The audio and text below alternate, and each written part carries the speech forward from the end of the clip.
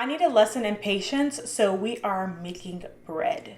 I feel like bakers have to be some of the most patient people because the fact that you have to spend hours, sometimes days, making a loaf of bread, a bagel. I also looked up the definition of patience, and did you know that to be patient is to endure without complaint, without irritation? So you mean I gotta do this without complaining? I have to do this with a smile on my face? Okay. We're gonna see how I do. I'm gonna do good. I'm a pretty optimistic person. This yeast needs some scissors. Oh my gosh, am I gonna cut the yeast? Oh wait. Just be cool as a cucumber. Why is baking so daunting to me? It's probably because I know that I'm not the best at it. The majority of times, every time I've baked something, something is burnt, something is runny, something is undercooked, and I will follow the recipe like a T. I'll follow the recipe to the T. And I feel like something always goes wrong still. So I'm trying to make this bread. I've tried in the past to make bread with my friend, and it was questionable. So here we are. This is a lesson in patience. This is a lesson in following the directions. This is a lesson in slowing down. I move so fast that I feel like me slowing down to need something, to measure out the ingredients precisely, that is completely foreign to me. But if you slow down, you will learn what you need to learn. You will be able to then endure without irritation, and you might birth something that you will then like. So here we are. We're making a focaccia bread, garlic focaccia bread, maybe. I need to cut up some garlic. See, I was trying to do a whole mise en place type of thing, but I keep forgetting ingredients. And I was also supposed to have honey, but we're using maple syrup. We're going to see how this turns out. Again, I need to remember to follow the directions. So because I'm not an expert in bread making, I'm looking at a video from Natasha's Kitchen. She has over 3 million followers or subscribers on YouTube. So I figured she is a good reputable source, and her video is only 11 minutes long. Natasha of Natasha'sKitchen.com. Hey, Natasha. And I'm going to show you how to make a classic Italian focaccia. The texture of this is incredible. So crisp on the outside, super soft inside, and yeah, y'all need to see that. A classic. Yeah, look at that. Today, I'm going to that look focaccia. Good. The texture of this is incredible. So crunchy on the outside, and then super soft inside, see, and you don't have to wait overnight. This is quick to make, very little active time. Anyways. So let's get into it. Natasha, I trust you. God, I trust you. My hands and my brain, I decide to trust you. Let's make some bread and talk about patience. Start with 1.5 cups of warm water and okay, 1.5. Okay. So this is a meat thermometer. This is very chaotic. What? I don't know what I'm doing. What does this mean? Between 110 to 115 degrees Fahrenheit. I'll leave a link to the thermometer. Stir in 1 teaspoon of honey until it's dissolved. Then add 1 teaspoon of honey, aka maple syrup. Focaccia, please. Be good. This is a tablespoon. 1 teaspoon. 1 teaspoon. 1 teaspoon of honey. I'm just going to stir this together. It's looking similar to her water. I'm proud of myself already. 1 packet or 7 grams of instant yeast. 1 packet of yeast. You didn't see that. Really, what is yeast? How do you simply add to dry ingredients and follow recipe? No need to hydrate in water and no proofing needed.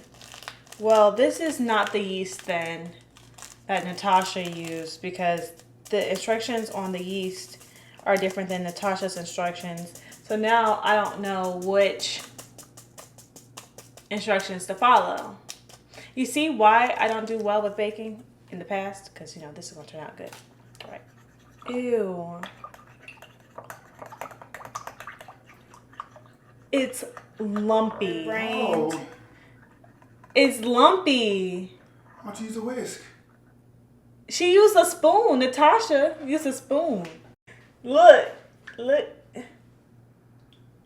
This don't look right. This looks like a monster. Okay. So Natasha led me astray, or I got the wrong yeast. We're just going to keep going with the recipe. It says that I'm supposed to let this sit for a few minutes, but I'm afraid of what that's going to look like. If I let this sit, it's going to make what? What's going to happen with this? This is disgusting. This looks like rancid cereal. The yeast is stirred in. Let that sit and rest for about 5 to 7 minutes or until you see a foamy layer on the surface. Y'all see how Natasha's yeast look? Okay, so now we need 3 3/4 cup of flour. What I think is the hardest part about following a recipe is I can't put my spin on it. I can't just go in how I do when I'm cooking and just add a dash of this, a dash of that. I have to be so precise, like how I'm being precise about this flour. And that means I need to slow down. What am I doing? What is it about being precise and slowing down that I find difficult? That's what I'm really trying to learn about myself, I feel like, right now. Why do I move so fast? Is it me being anxious? Do I feel like I'm going to miss out on something? Why am I moving through life so quickly? It wasn't always like this. I used to be actually like very slow to walk, and I used to observe everything, and I would do everything with leisure. And so why now? Why now is it hard to follow instructions? Why now is it hard to... It's not coming naturally just to slow down. I'm asking myself that. So this segment is about patience. Yes. And you're finding it hard to slow down and go at a pace that you don't set. So what does that say? So do you see a correlation with patience and the need to control? Do I feel a correlation about patience and the need to control? I feel exposed. I feel so exposed. How dare you? Yeah, I feel like there is a direct correlation between being patient about something that someone else is telling me to do. Because I do want to have control. I want to put my hand in it. Dang. I would then say that my lack of patience comes from my need to control.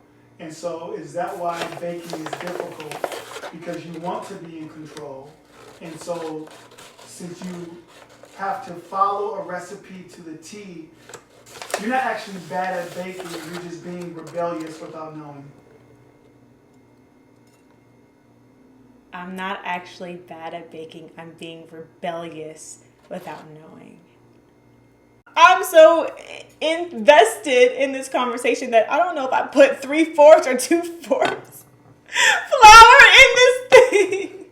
If my bread is not good, it's on you. We're hoping for the best. I hope I did 3. My yeast is doing something yeasty. It's actually looking good. It's actually looking good now. It's less watery and chunky. How does it feel to see the results of your obedience with the product? And how does it feel giving up that control and being patient for the desired outcome? That's actually a very good question, because I was not going to be obedient. I actually wanted to say, we don't have to let this rest for 5 to 7 minutes, like Natasha said. Let's just run into it, get right into it. But because I had to do the flour and we were having our conversation, that's what made this yeast rise. And now look at it, it looks exactly how it's supposed to look. So what does that say about you, that you went into the situation with the mindset to be disobedient? Why am I so defiant? So the real question is, where in your childhood did your power get taken away? Where in my childhood did my power get taken away? I thought we were going to talk about bread. Okay. So where in my childhood did my power get taken away? Got taken away at very young ages. My confidence, which is a source of power, was taken away when I was 4 or 5. When I went to a modeling agency and they loved my photos. They wanted to sign me. And they told me that I needed to lose weight before they would sign me. This was in New York. And they said that my cheeks were too chubby and my stomach was too poked out.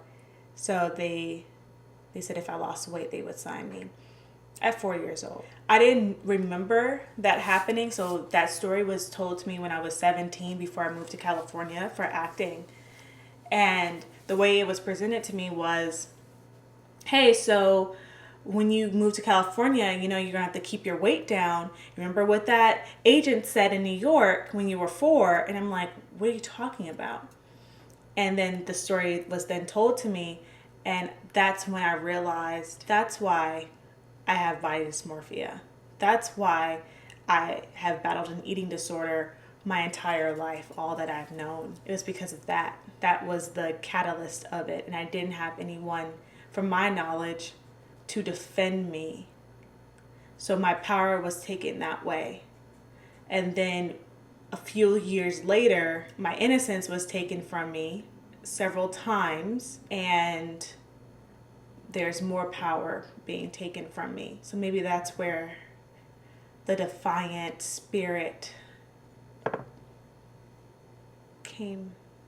Now that you have awareness of these characteristics, are you willing to confront them, to conquer them, to be a better baker?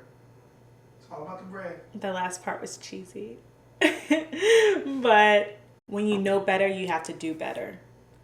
So now that I have the awareness, and this was very therapeutic and very healing, and who would have thought that it would have stemmed from this, I have to do better. I have to make adjustments, and I'm willing to go through the process, because all of this is a process. I'm willing to go through the process, even if that process means taking time to sit and rest, even if that process means being patient and being precise with every single thing that I do so that I don't mess up, even if that process means being kneaded and stretched, even if that process means being baked and going under fire, under scrutiny, under uncomfortability for a season of time. I'm willing to go through the fire because at the end, I know that I will rise. I'm going to finish making this bread. And I'm going to get back to y'all with the result.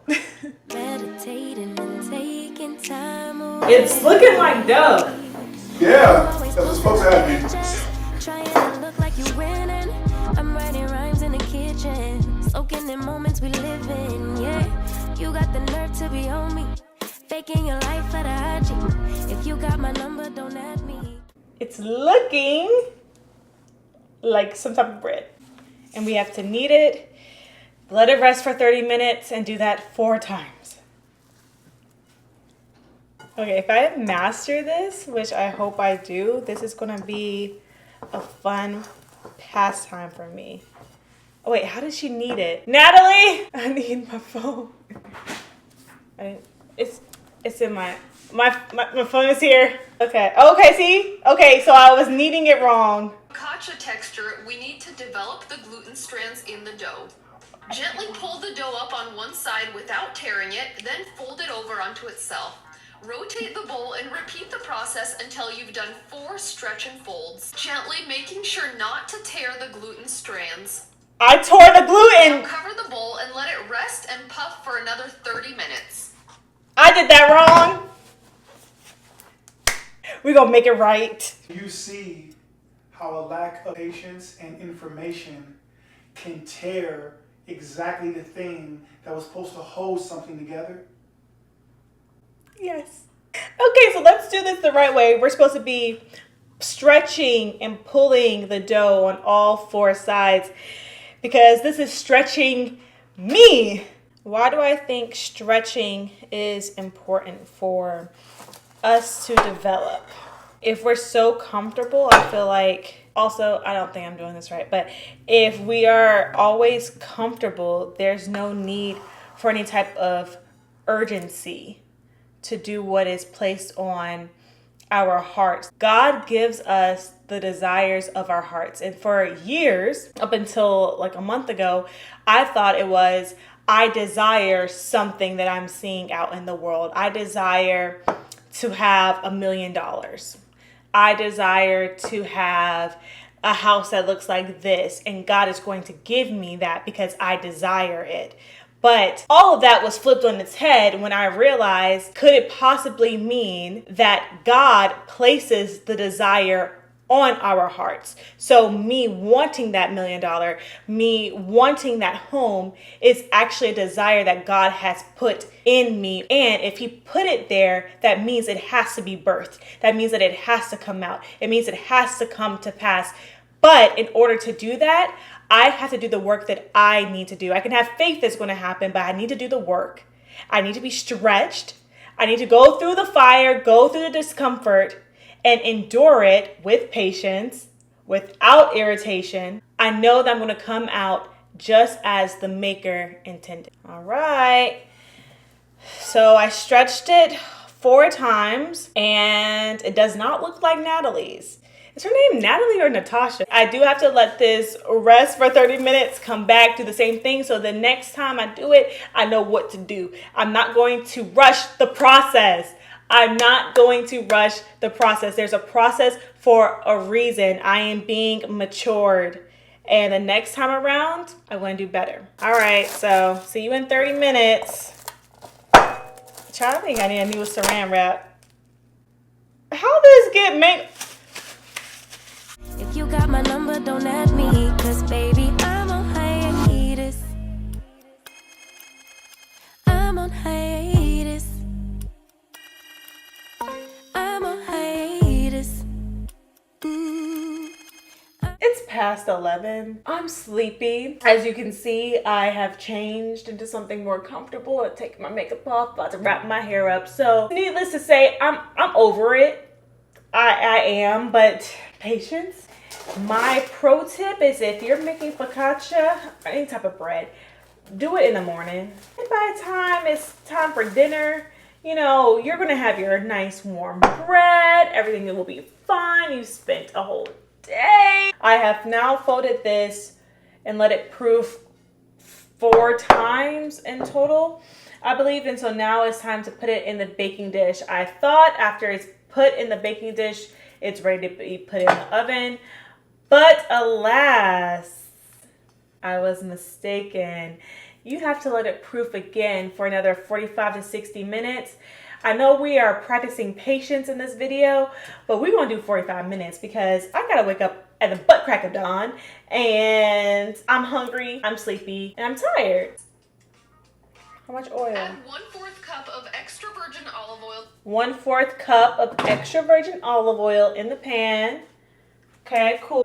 This is a lot of oil. This is my good oil. I shouldn't be using all this oil. Let me split the difference. The dough feels really fluffy though, so hopefully that means that we get nice air pockets because I love a good airy and light and fluffy focaccia, but bread all together. We're gonna mix the fancy oil with our regular extra virgin olive oil because We're gonna save that nice one. I also put the nice one in our topping mixture. The topping smells really good. And this is gonna create a nice, good crust for our bread. Look, I'm talking like I know. Look how much this dough has risen. It feels so good. I just wanna play with it, honestly. But let's get to eating. All right, so put the dough in the pan. Like that. Meditating and taking time away. Hallelujah. It is time. It is time to put our beautiful focaccia into the oven. And you know what? This was a great test of my patience. No matter how this bread turns out, hopefully with all this effort, it does turn out great.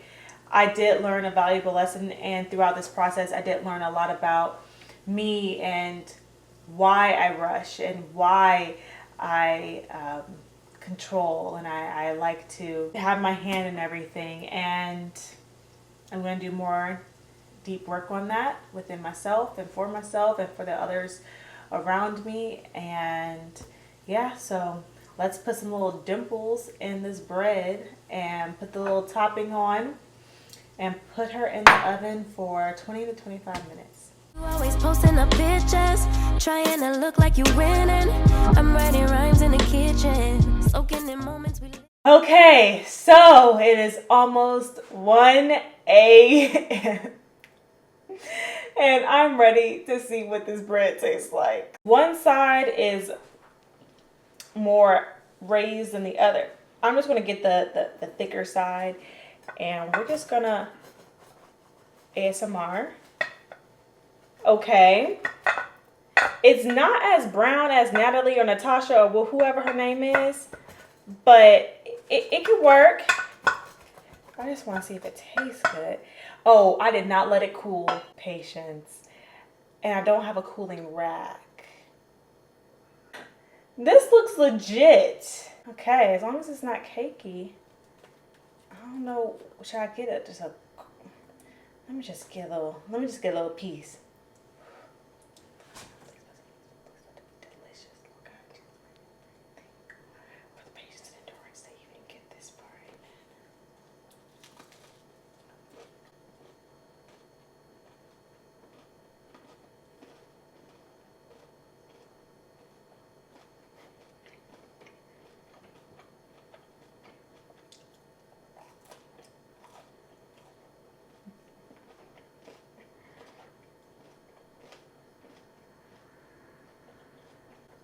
Let me just get another piece.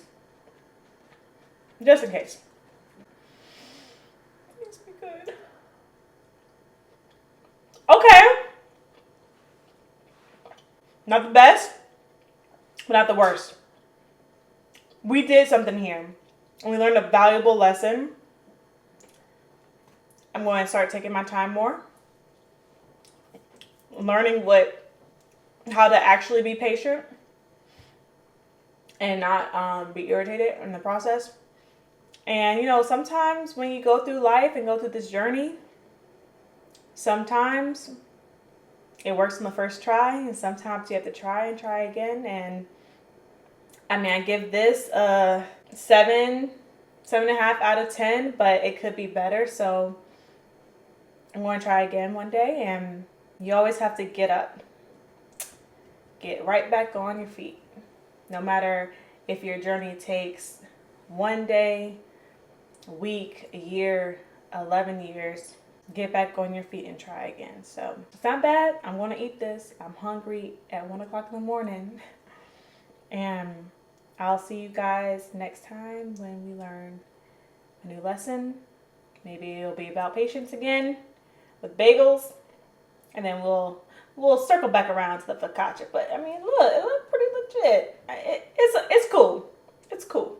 I'm proud of myself though. Proud of myself, and I'm happy for the lessons I learned. Look, ASMR. I'm gonna put this to the mic. Look, listen. There you go. There you go.